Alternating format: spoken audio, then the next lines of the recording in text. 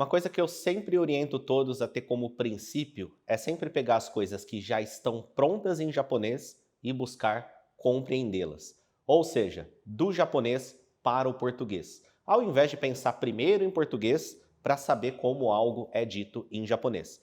Você olha para palavras que já estão em japonês, olha para frases que já estão em japonês, pega conteúdo que já está em japonês e faz todas as análises para que ele fique compreensível para você. Pesquisando ali o que tiver que pesquisar, aprendendo os conceitos que tiver que aprender, até esse conteúdo ficar compreensível. Um dos motivos para isso é que, de uma língua para outra, as palavras que nós escolhemos para transmitir uma ideia em determinado contexto mudam. E em muitos casos você pode pegar o que quer dizer em português e traduzir palavra por palavra para o japonês e não ficar correto e natural em japonês.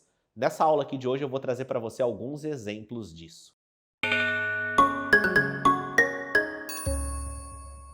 O exemplo é como se diz tomar sorvete em japonês. Os japoneses dizem ice cream o taberu.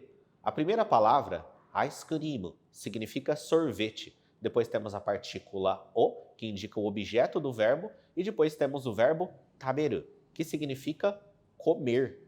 Do jeito japonês de pensar, do jeito japonês de falar, sorvete é algo que se come, enquanto que no português nós usamos o verbo tomar. Isso é uma pura questão de percepção e ponto de vista. Afinal, sorvete é algo meio líquido, meio sólido, você não bebe igual bebe líquidos em geral, num copo, e também é uma massa, você come, mas, enfim, depende aí do ponto de vista. No português nós usamos tomar, no japonês usamos comer. Se você não tem uma referência de como que é dito em japonês, ou melhor, se você não viu anteriormente essa expressão em japonês, e você pensa primeiro em português, vou falar tomar sorvete em japonês. E aí você pensa em português e começa a passar palavra por palavra para o japonês.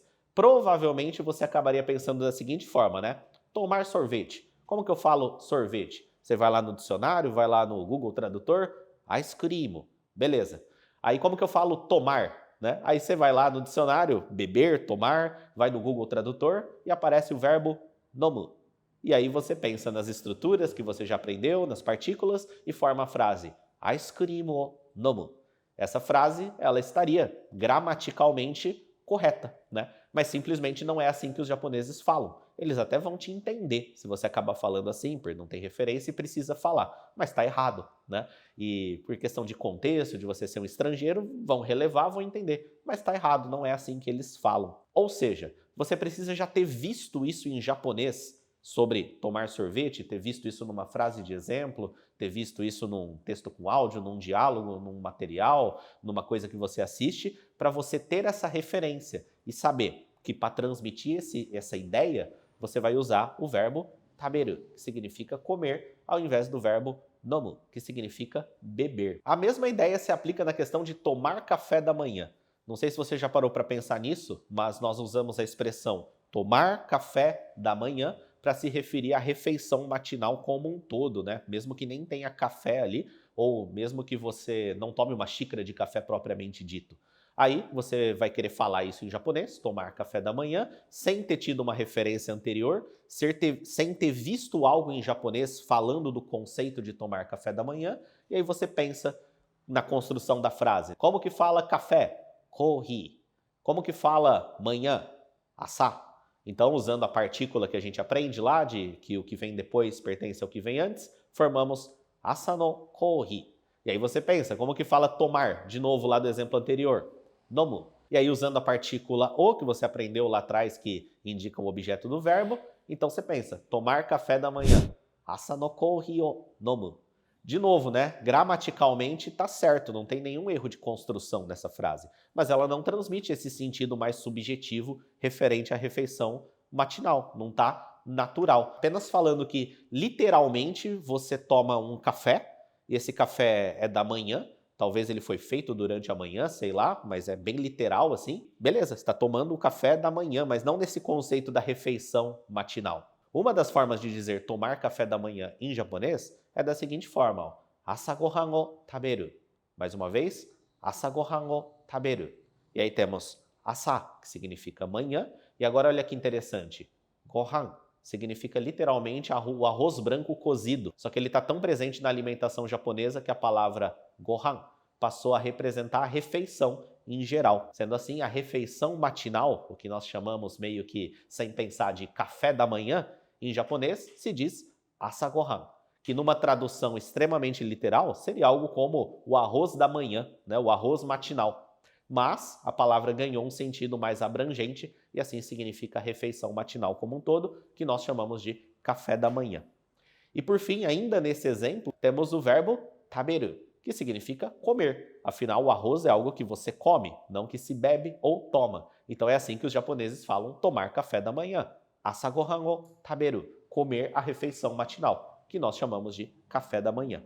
Se você primeiro viu algo em japonês dizendo isso, né? Você já viu isso numa frase de exemplo, num material didático, em alguma coisa que você está assistindo, você teve condições de analisar, aprender esses conceitos e assim, quando precisar dizer que vai tomar café da manhã, você já fala do jeito que os japoneses falam e não construindo a frase, traduzindo palavra por palavra. Então, mais uma vez, do japonês para o português. Os seus estudos têm que ser do japonês para o português, olhando coisas que já estão em japonês, colocando para dentro, para aí quando você precisar expressar aquilo, você repete aquilo que você já viu direto em japonês. Outro caso em que temos uma escolha diferente de palavras é no sentido de passar o telefone, né? Por exemplo, me passa seu WhatsApp, me passa seu Instagram. Você conhece alguém e fala, né? Me passa aí o WhatsApp, me passa aí o seu número. Repara que, sem pensar muito, nós usamos o verbo passar. E nesse caso, como será que os japoneses expressam essa mesma coisa? Será que a gente pega um verbo equivalente a passar também? Não.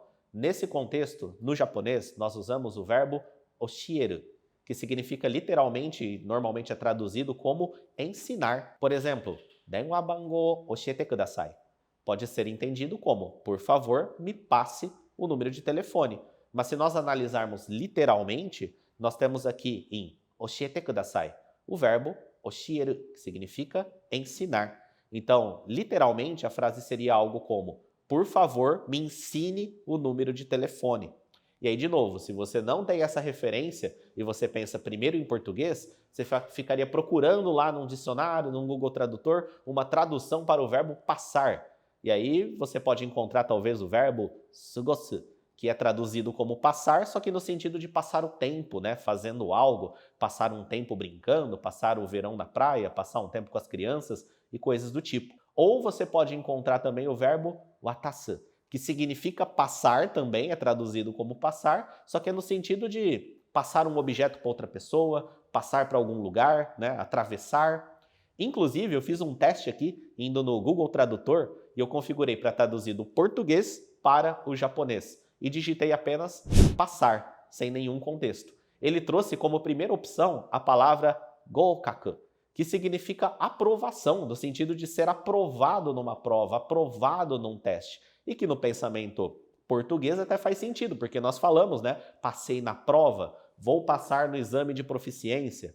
Mas a palavra gokaku, que ele trouxe no tradutor, ela se restringe a esse contexto de aprovação, não serve para falar passar o telefone. Outro teste aqui bem interessante, eu digitei no Google Tradutor, me passa seu telefone, e ele traduziu como ketai o watashite, sendo que ketai significa celular, e watashite é o verbo watasu, que significa passar no sentido de passar literalmente, fisicamente, um objeto da mão de uma pessoa para outra, né? Passar o objeto.